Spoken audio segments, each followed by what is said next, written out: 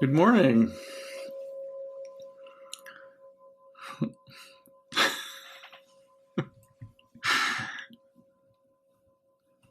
It's true what we say. It's so nice to look around and see everybody's faces and some faces that I just saw at session and some faces I just saw last Sunday when Tess was teaching and some faces I saw the Sunday before that. And how nice it is to all be here together. Whatever it is that we're doing, it's nice that we're all together doing it.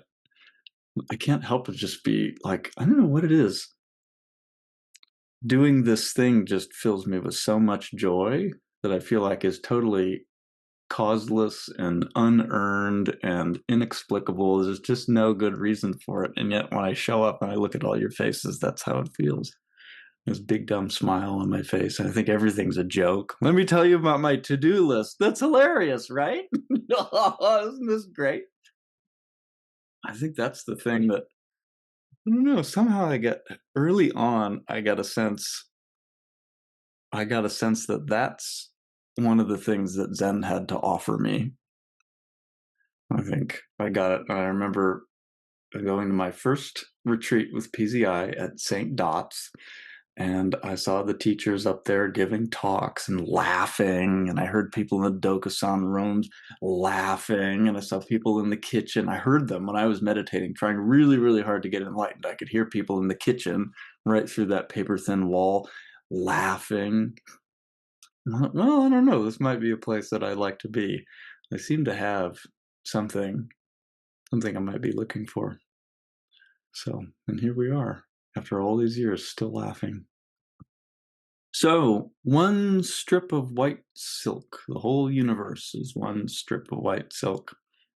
And I think I might start a campaign to add this to the first, like, breaking open the gates koans, along with No and Original Face and True Person of No Rank and Sickness and Medicine. Those are sort of big crashing through the gates into the body of reality koans. I think one strip of white silk should be in there too, because you kind of get away from it once you, well, at least I can't get away from it.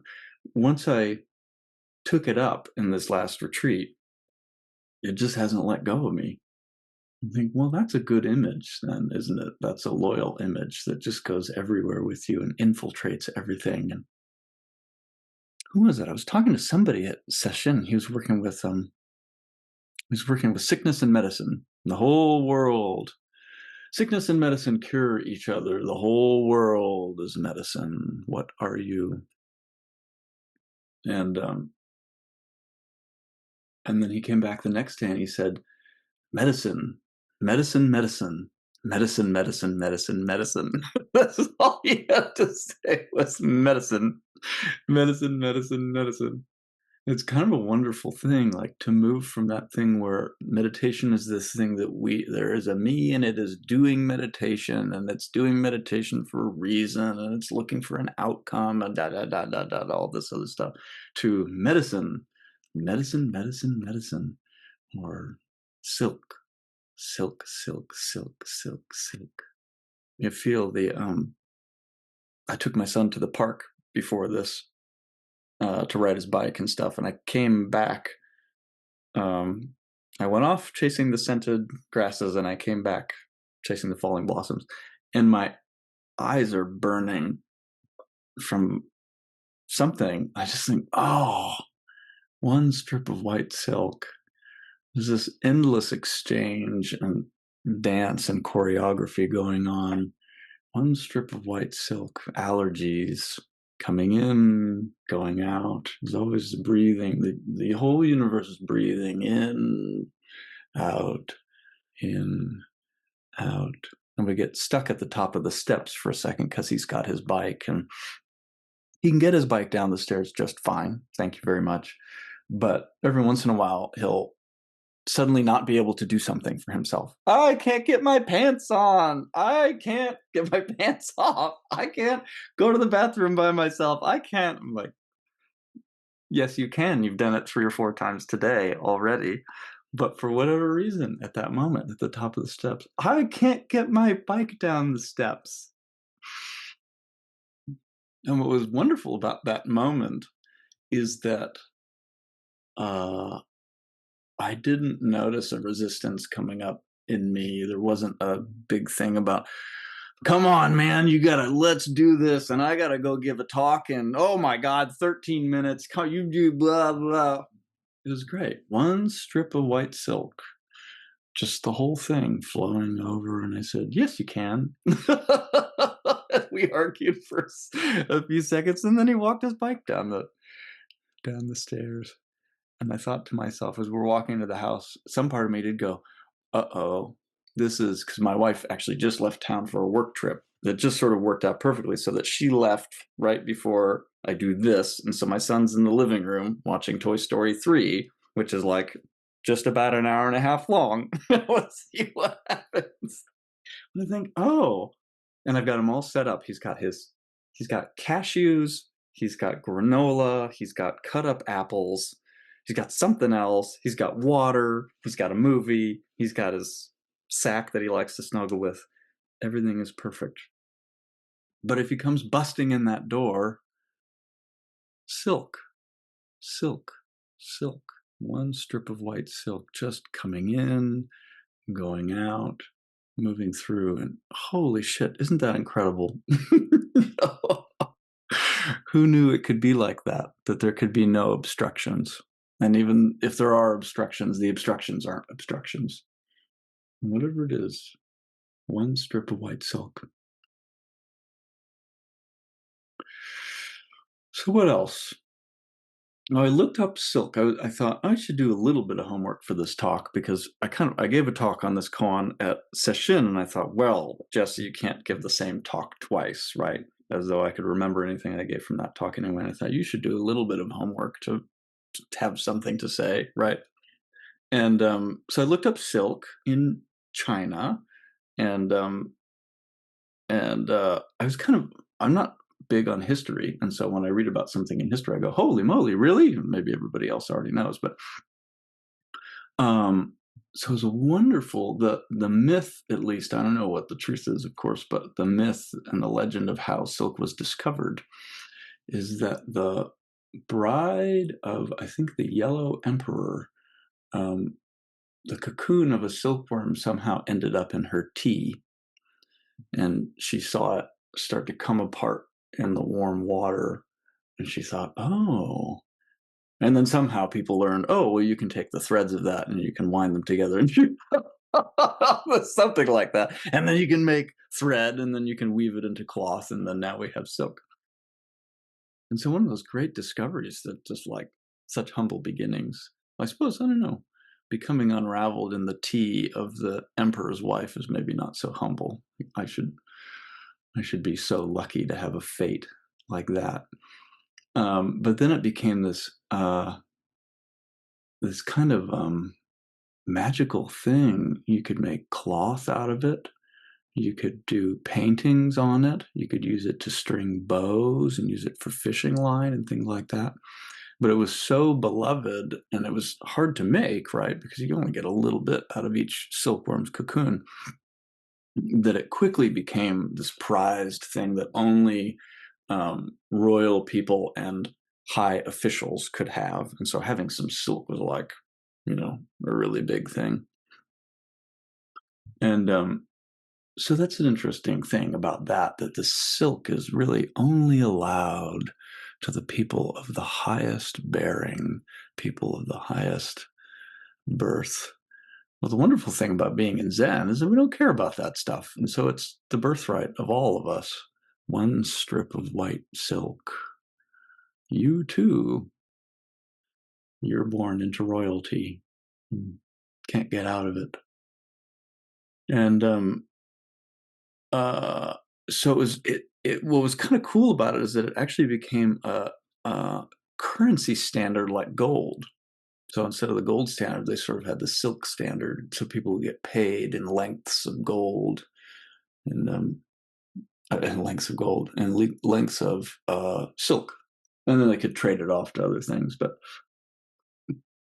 so this incredible material, and like, if you've ever touched fine silk, it's just so incredibly soft and smooth, and it just flows over your body with like the tiniest hiss. It's so smooth. I think, yeah, that's what it's like that's what the ancestors were talking about. That's what it's like when you've reached the place where the sons and the daughters of the Buddha live. All of life is just like that. And even when things are crashing or violent, there's a kind of, I don't know, the quality of it, the material of it is has a softness and a smoothness to it. So silk. What else did I want to say about silk?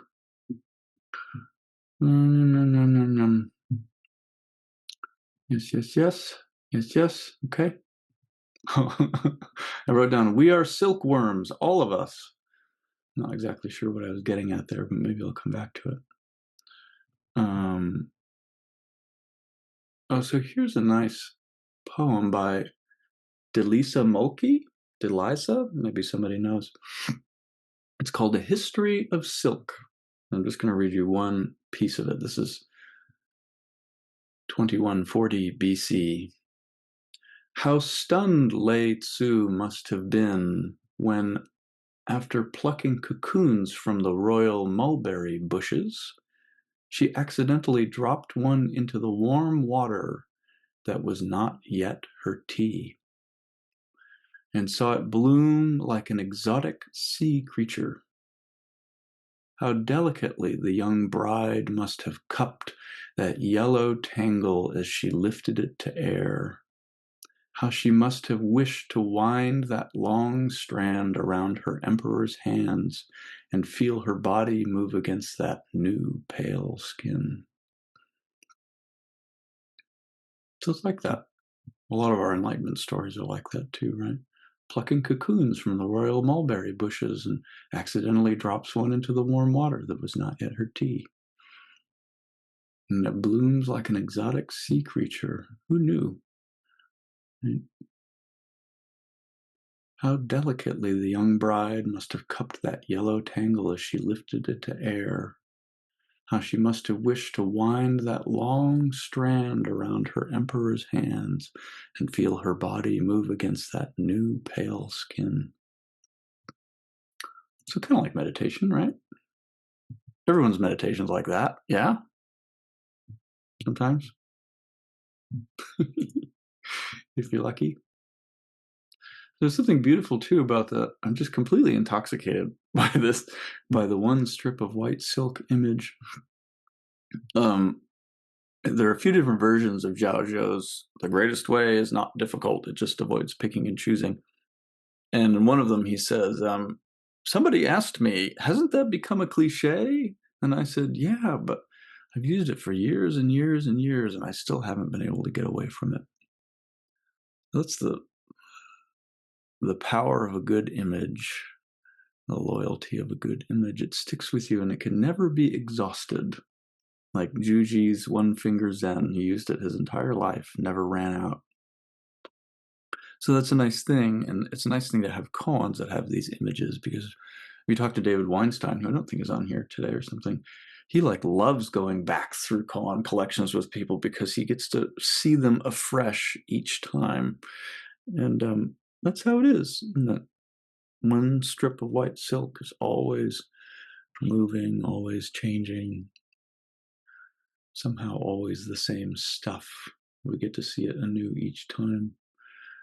And the white piece is interesting, the part about it being one strip of white silk.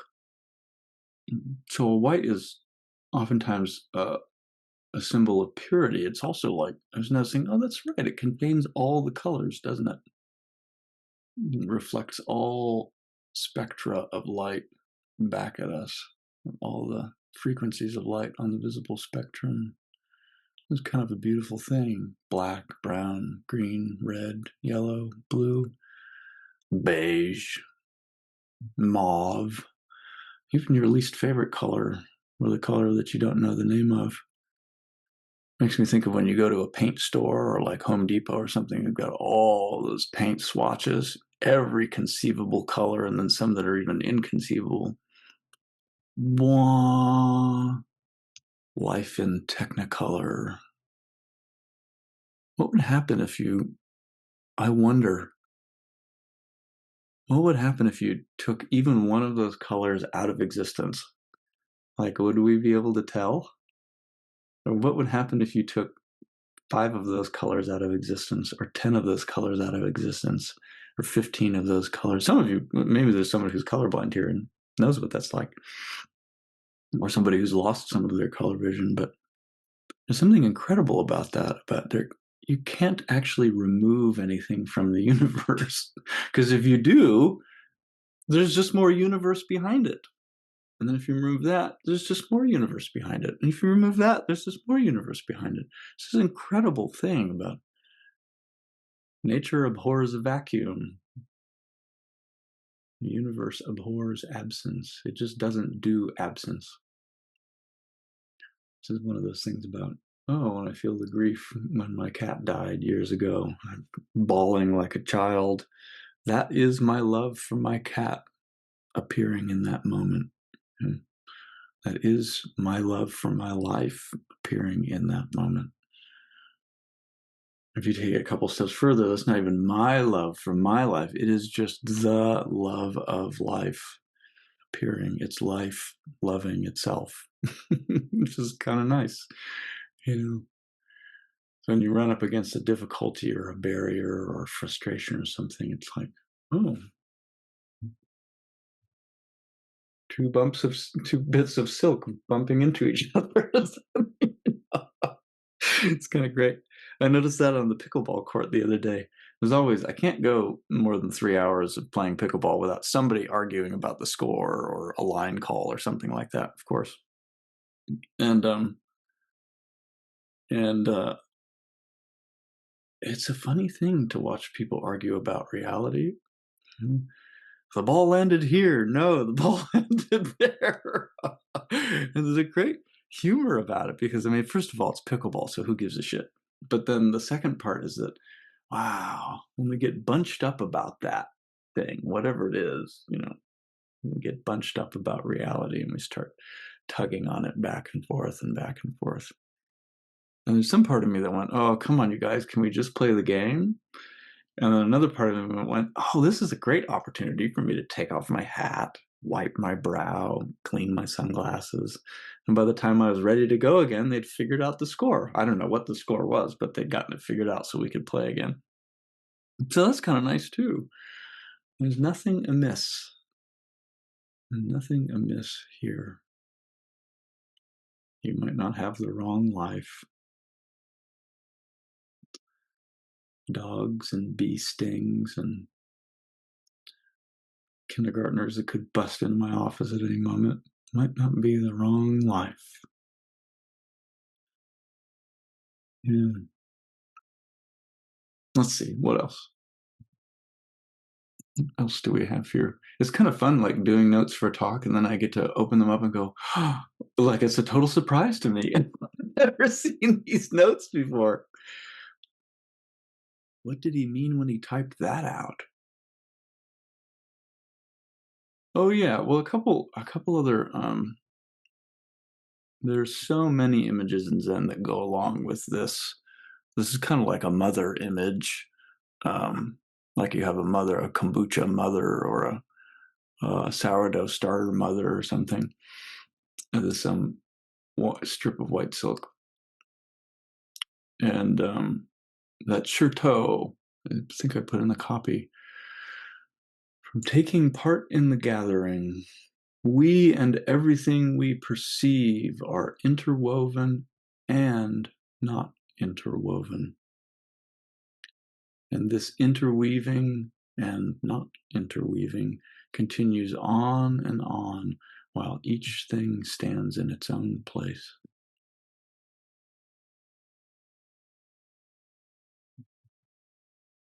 I think that's one of the beautiful things about Zen for me, is that nothing gets left out.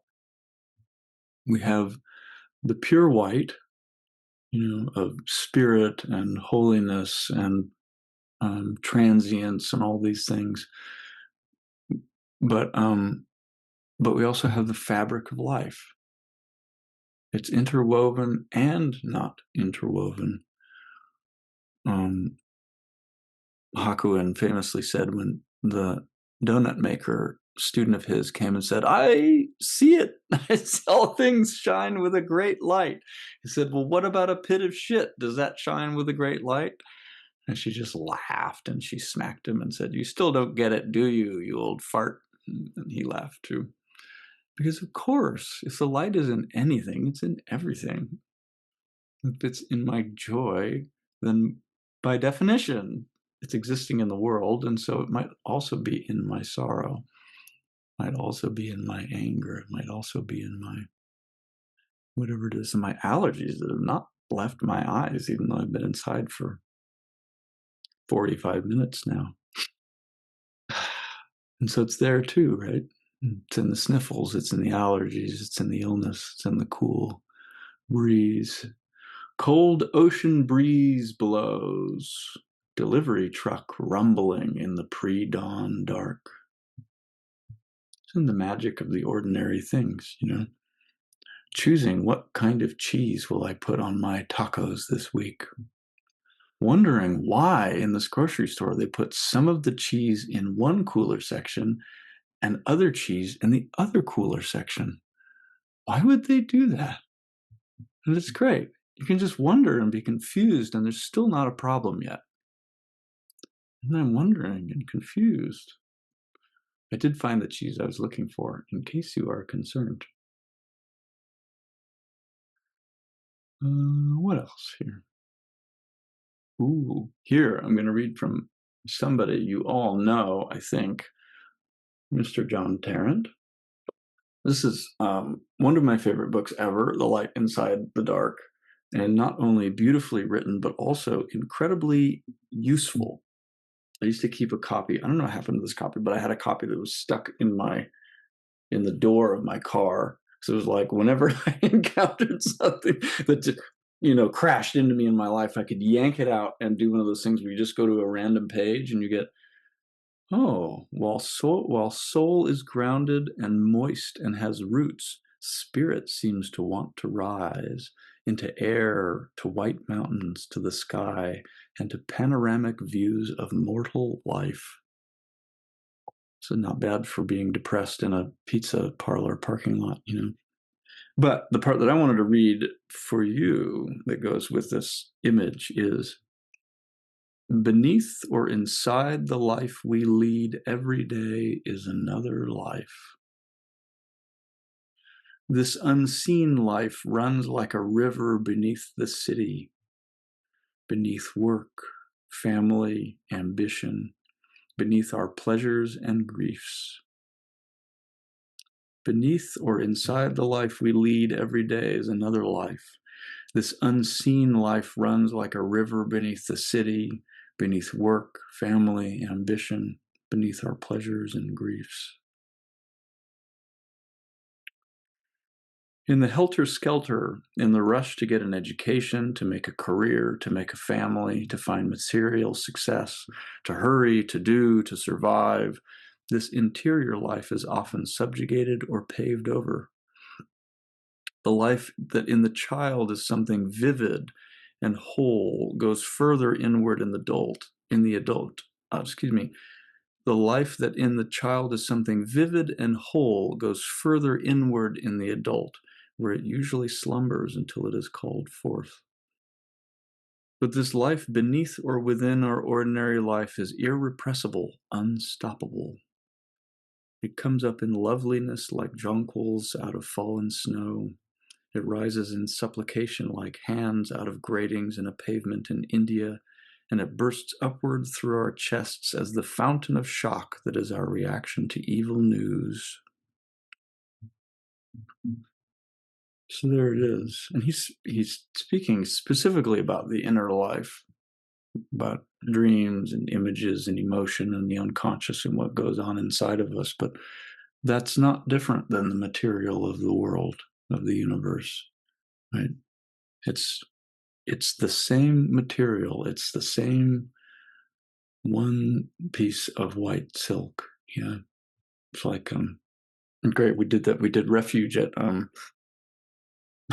at the session. And, God, why can't I remember her name? The dancer, the no dancer from Canada. Somebody chat it to me. This is embarrassing.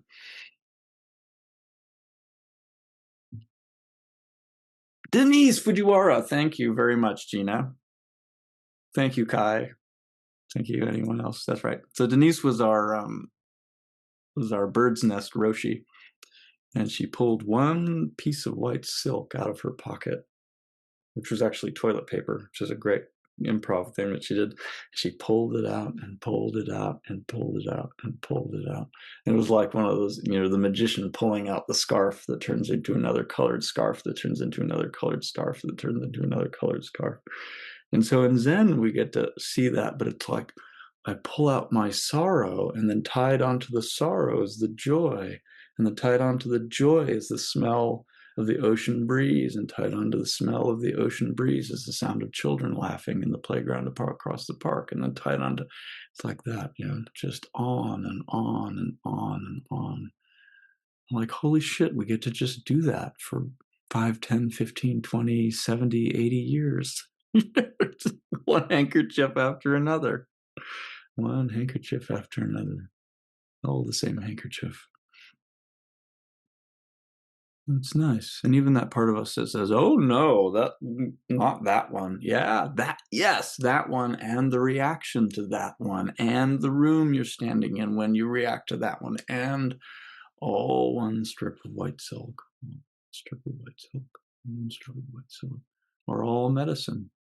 We're all original face. We're all no.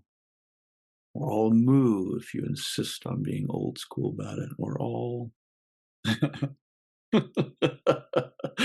all whatever it is, whatever koan you have, whatever image you have. Let's see.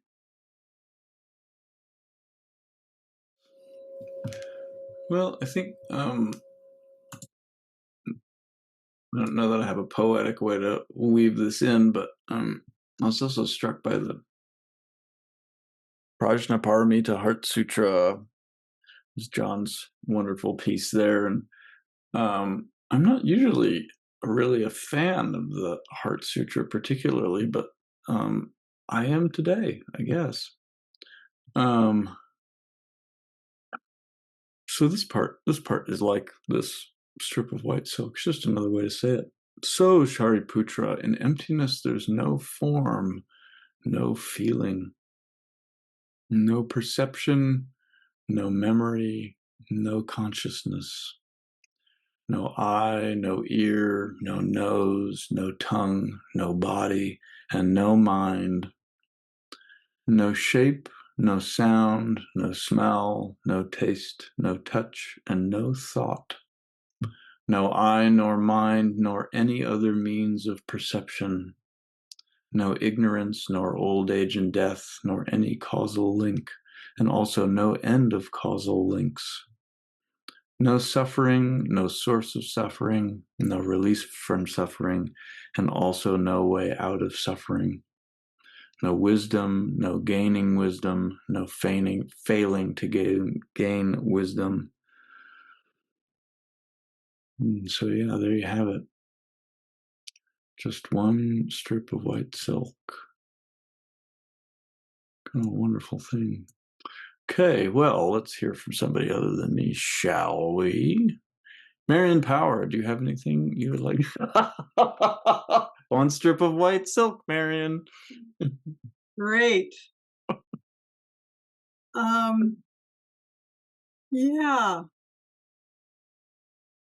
I was thinking about a client I'm going to go and see tomorrow that's going to be difficult. And there's something about just sitting here today, and I all of a sudden felt inspired to go and see her, like one strip of white silk. And it felt very, very true. And that trying to help her, she's got dementia and she needs a caregiver. She doesn't want a caregiver. Who wants a caregiver to come and live in your home, right? So just this idea of that we're not creating any universe outside of what's already here. I think that struck me as something that feels a way to work with her when I kind of not sure how to go about it. It's like just one strip of white silk, and this is what we have, and this is how we could, you know, be in it and not need to create something outside. There's nothing separate from her life and the caregiver. Anyway, that's what got me today. Just thinking and kind of anxious about this meeting tomorrow and feeling like, I don't know, not sure how to go about it. And all of a sudden I feel like, oh, it's just one strip. There's nothing outside of that that I need to find to go into this situation. So thanks. No, that's beautiful. Thank Yeah, you. Yeah, it's nice. If there were two strips of white silk, then you'd be screwed because you might have the wrong one. exactly. Nice. And but Yeah, this way, you just show up and see, well, what's possible here? And exactly. And also the way that she is, I think she'll understand that. I think she'll understand that one piece of white silk because of who she is and how she is. I feel like she'll get that. So we'll see. I'll see what happens. I'm kind of, like, oh, a new life has come into this problem for me. that's good. If she gives you any trouble, just say, shh, one strip of white silk, and just repeat, that won't make her mad. Yeah, that's great. Isn't that wonderful? That's the thing about, oh wow, we can trust what we're being given. We can trust what's appearing. We can, Mm, yeah. And then I'll go, some what I think needs to be there isn't there, and then I'll think that's a problem, and then I've got to somehow drag it into the situation or make it appear, but maybe not. Maybe yeah, everything that I need is yeah, here, and sometimes things just aren't possible or are. Or exactly. We're not going to make up anything or create anything new. We're just going to see what's there and go with it. that's great. Yeah, if you look in your top hat and there's no rabbit, I guess you're not pulling a rabbit off a hat. That's great. Thank you. Great example. Thanks, Marianne. Who else? Jan Brogan, you want to say anything? I'm particularly aiming for the people who don't don't want to say anything. Okay. Hi, everybody.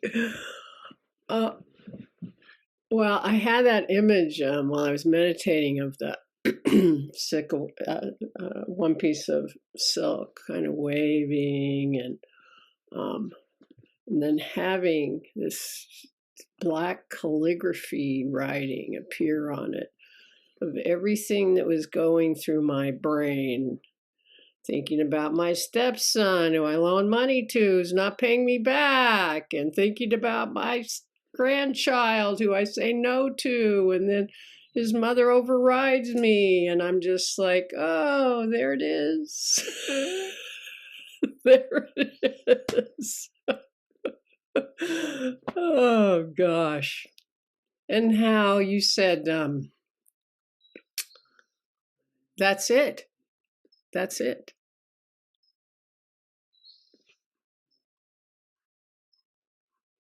And that feels like, yes, it is. It's all of it. So thank you. Thank you. Yeah, no problems and no end of problems, no suffering, no source of suffering, no relief from suffering, no way out of suffering. Wonderful.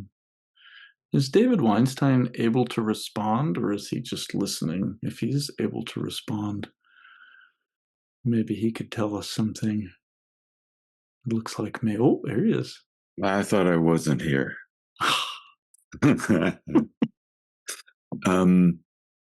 Yeah, actually, the